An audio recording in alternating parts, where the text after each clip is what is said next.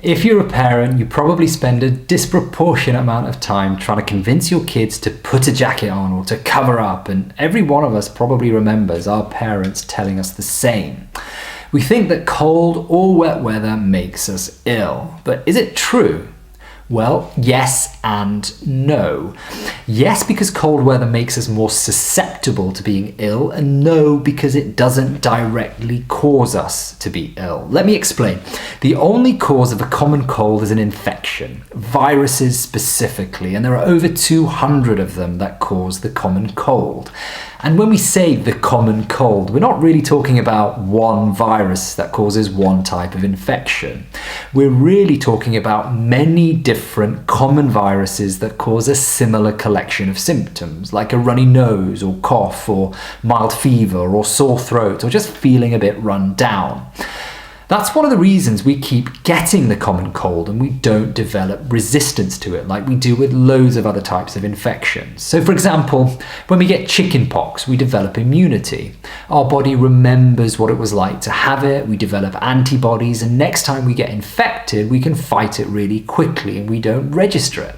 With a cold, there are loads of different types of viruses that cause the symptoms. So when we do develop some immunity to one virus, we just end up catching another one that we don't have immunity to that causes the same symptoms.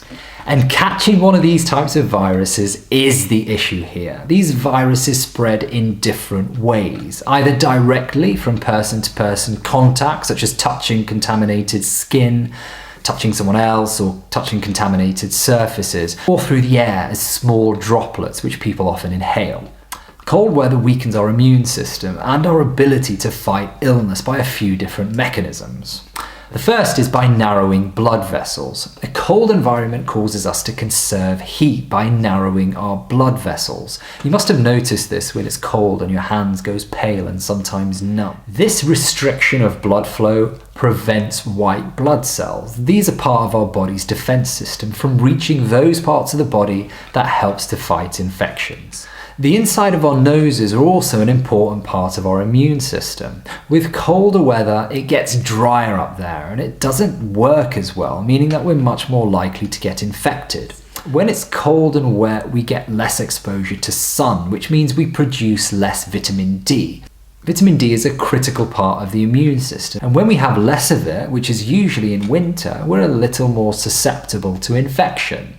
And finally, when it's cold and wintry, it's also darker and more miserable. We're less resilient generally, and we're usually a bit more stressed. All these things affect our immune system and weaken our body's defenses. When it's cold, it not only affects our physiology, i.e. how our bodies function, but also our behavior. For example, when it's cold, we tend to stay indoors more, which means we spend more time in an enclosed space, which often has less ventilation, resulting in more shared air, and we're usually in closer proximity to each other. This all translates to more exposure to germs and a higher likelihood of catching a cold virus.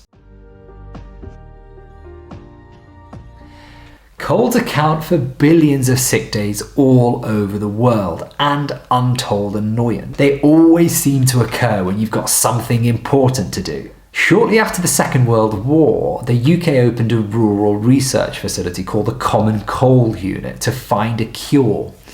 It operated for about 40 years, but it never did actually find a cure. And to be honest, we're not much closer now. No, in reality, it's a case of prevention is better than cure here. And the main prevention is boosting your immune system. And the best way to do this is to optimize your health, sleep, eat, hydrate well, and take vitamin D supplements if you need it. Also, try to avoid exposure to infections within reason. This means staying at home if you or your child is ill and infectious, and that's specifically in the first 24 hours of feeling unwell, or if you have a fever. Make sure you sneeze and cough into your elbow or to tissues.